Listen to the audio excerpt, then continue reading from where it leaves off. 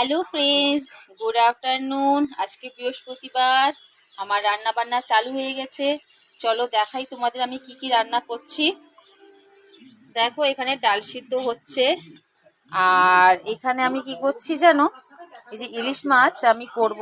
বেগুন, আলু, কালো জিরে, একটু পেঁয়াজ ফোড়ন দিয়ে আমি এই ইলিশ মাছগুলো রান্না করব। চলো দেখো।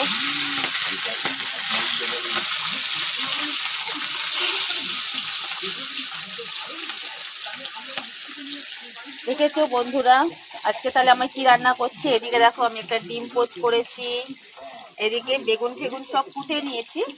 এখানে ডালটা ফোড়ন দেবো। ডালটা ফোড়ন দিয়ে ডালের মধ্যে একটু আলু সিদ্ধ দেওয়া আছে।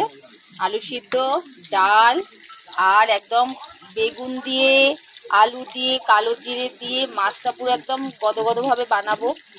কেমন লাগবে তোমাদের দেখাচ্ছি আমি। ততক্ষণ সবাইকে বাই, সবাই ভালো থাকো, সুস্থ থাকো, টাটা।